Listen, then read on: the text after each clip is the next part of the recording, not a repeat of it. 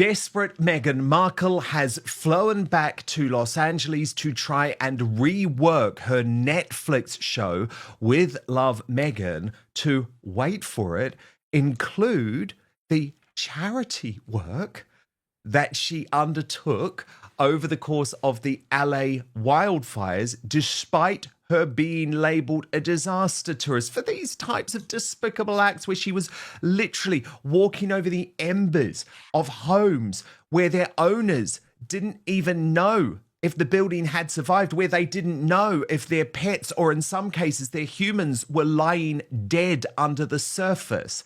But so desperate is Ms. Markle to try and salvage this production, which, remember, received more negative reviews than any other Netflix series on social media in history. She has to try and find a way to claw it back. Royally Sage posted on this, she is adding the fires and her illegally walking on someone's house ruins to the show. She is toast. The disaster tourist label is going to stick forever. From according to Taz, wow, just wow. Utterly tone deaf. Meghan is changing her Netflix show about how to be the perfect hostess to include her work during LA wildfires. She is going to continue to use other people's tragedies to try and make herself look better. Let me bring Angela Levin in now, our royal mastermind, the biographer of Queen Camilla and Prince Harry. Angela Levin, look, I know she's desperate. I know she had to do something with this show, but to be so tone deaf after the way that the entire entertainment establishment turned on her for that truly grim behaviour after the LA wildfires feels like yet another disastrous misstep. Am I missing something here? All right, let's start with the most disgusting part of this entire story. Meghan Markle, in an effort to salvage her failed Netflix show, decided that it would be a great idea to film herself helping after the California wildfires. Now let's put this in perspective. These are people who lost everything: their homes, their memories, even their loved ones. Rescue workers were still looking for missing people. And what does Meghan do? She walks onto someone's burned-down property, poses for the camera, and uses it for Netflix content. No, I think you're absolutely right. But Netflix were trying very, very hard not to do that. They wanted to alter it, obviously, because it had such a bad, people couldn't stand it. It was so stupid and boring and awful. And they wanted to do something slightly different, but more in the kitchen. But she won't do that, and is exactly saying that she is using other people's nightmare as a way of showing how wonderful she is. I mean, she can't see that that's absolutely an appalling thing to do. And if you say, look, you never show your children to anybody, you keep them, hide them because you're protecting them. So do you think you should stand with other people who've had the most horrific experience with these fires, lost absolutely everything? Make sure you're in the middle, make sure you're smiling, and leave them to show that this is how you help them because they're standing round you. I mean, it's absolutely awful. And this young woman as well, who she wanted to help her sell these things, and that she'd be really, really pleased that a woman like Meghan spoke to her.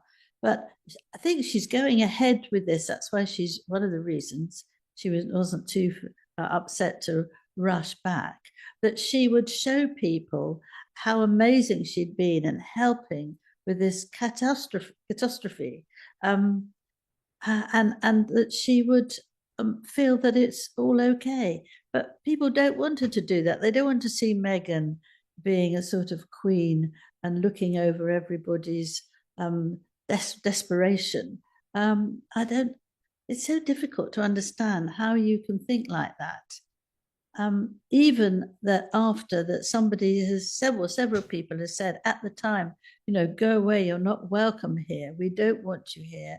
And the people who own these houses that have been burnt to shriveled up, they weren't allowed to, but Meghan somehow got her own way to go there. And now she's got loads and loads of pictures, so she's forever doing that now. And that's what she wants. I mean, she's given some people some apples. Oh my goodness, big deal. I know it's so shocking to me though that Netflix would allow this to happen. I can't get my head around it. I mean, uh, this source to the Daily Mail is worth reading. It says it is understood the show has been edited to include Meghan's philanthropic work around the fires, which included visiting victims in Altadena, California. Well, the Altadena, California moment was the thing that absolutely sparked the fury of the actress Justine Bateman, meant that the show TMZ, which had always been on Harry and Meghan's side, absolutely roasted them because it was just so terrible. And it's like, what planet are these guys on? The best thing they could possibly do is try to move on. And of course, at the Invictus Games, Angela, you could argue that is what they did. There was no mention of Los Angeles or California for the entire week. Not one word, Angela. Even when Meghan got up on stage on opening night, she did not reference the fires or the horror in California at all. So Yeah, or don't maybe try and tell me it's- that this is something that's dominated her life. She didn't even mention it all week in Canada. oh, Folks, I don't care if you love Meghan or hate her.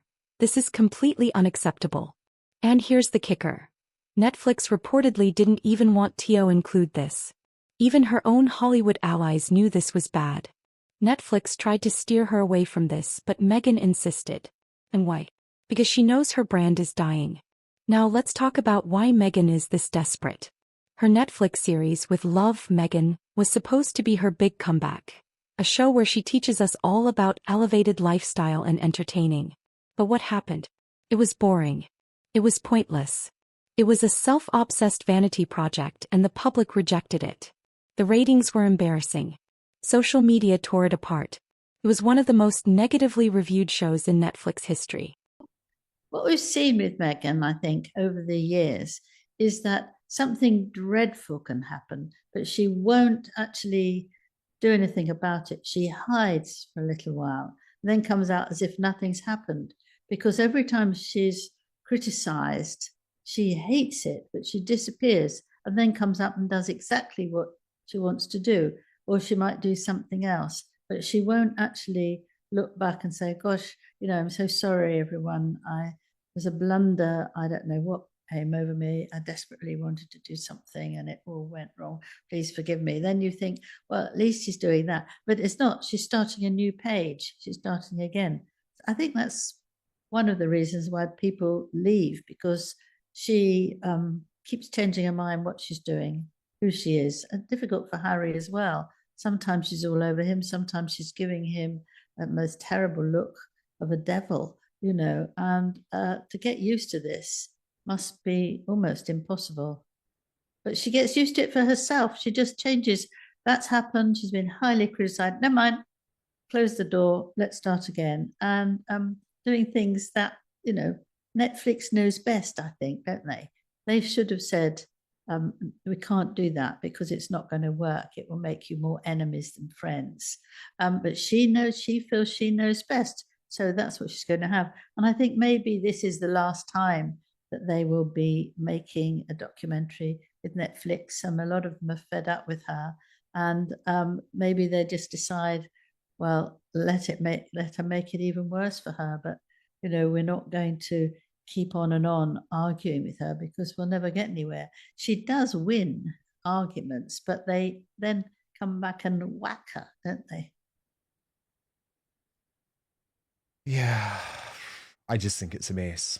I think it is an absolute mess. I think she is utterly shameless and tone deaf. But I also just think Netflix and the producers are completely grim. There was another really embarrassing moment, Angela, which is worth taking a look at. This was, Sky News Australia quite rightly describes it as the awkward moment that Prince Harry refused to sign a copy of Spare. Yes. It was, I think, sort of an acquaintance or someone who he knew in the past who wanted the book signed. Now, he is clearly so embarrassed about the book now, as he should be, But look at how, I guess, strangely he tries to fob the man off. Watch. He was cross. He came up to him. Belgium, Vincent Exactly. Binot. From Ukraine, Alexei Horod. And from Romania, Daniel Porum. So, Sergei Pongievich, Vincent Binot, Alexei Horod, and Daniel Porum, please present yourselves. And of course, Yeah, Angela, he felt totally ashamed. impossible for him to find him later. Yes, well, that's why I told him that, isn't it? But it was very interesting that he felt ashamed of Spare, his book. He's looking back on it and he thought, if he signed that in front of loads of people watching, he's going to be in for, a lot of nasty comment. So he just said, not now, not now, not now. Find me later, but he'll hide away. Won't give him a chance because he doesn't want to be seen doing that. And I think, well, actually, that's the first thing for a long time we've seen where he's really done the right thing, not stand there and say, lots of love from Harry. Hope your family is better than mine. I know, but what's so funny, Angela, is it's like, it's too late. It's like, just because he didn't promote the paperback edition of Spare, he thinks that all of a sudden he can just wash his hands of what he said in it. He doesn't understand, Angela, that Spare changed everything. It changed everything for his father. It changed everything for his brother. It changed everything for Catherine, everything for Camilla. So it's like, you can run away from it now, mate, as much as you want. But unfortunately, that book will haunt you. It will haunt you until the end of your days. So what does Meghan do? She scrambles to change the entire focus of the show, from how to be the perfect hostess to charity work and activism. And folks, this is why no one trusts Meghan Markle. She doesn't actually care about helping people. She cares about image, PR, and keeping her name in the headlines. Now here's where things get really bad for Meghan. Hollywood is finally turning on her. For years, Meghan had powerful allies in the media. Netflix, Spotify, Hollywood elites. They all defended her. But now, Hollywood execs tried to stop her from using this disaster tourism footage. And after this backlash, I wouldn't be surprised if Netflix cancels the rest of her deal. What this means, Meghan is losing her Hollywood backing. She's being exposed as a self-promoter, not a humanitarian.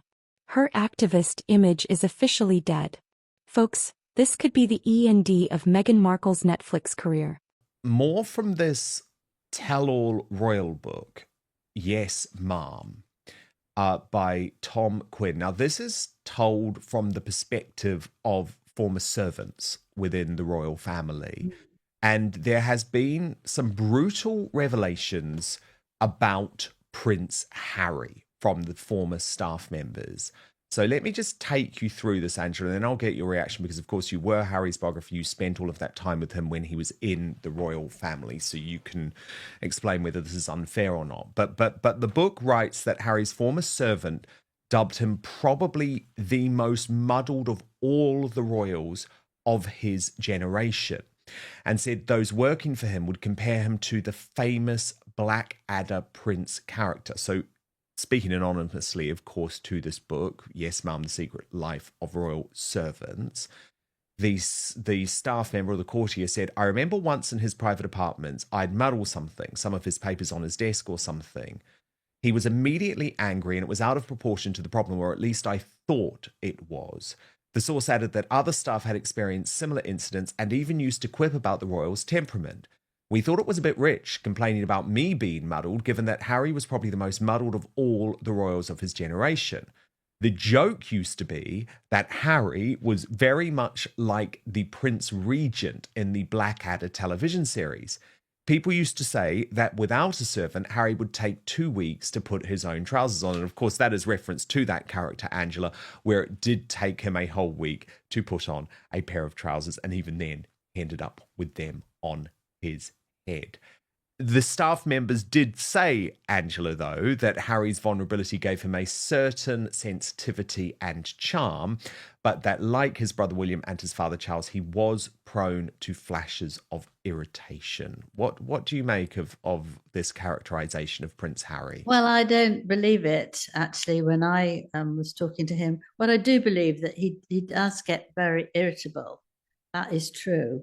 And I remember getting to the palace on one day, and the aide said to me, can you wait a little bit? He's in a really irritated mood, and we'll just wait for him to calm down a bit. Yeah, fine, of course. And then by the time he saw me, he'd calmed down. I don't think he did that for me. I'm not saying that, but he just was very angry. And another time, he didn't like sometimes to get up before 12 o'clock, before if he had an engagement to do, because he'd obviously not got to bed till 5 or 6 in the morning. He has been very open about that. And so that was what he was like. But I never found him unable to do his trousers up. And I think that a lot of the time in his late teenage years, that he really wanted to do good. So let's sum this all up. Meghan Markle's Netflix series was a total flop.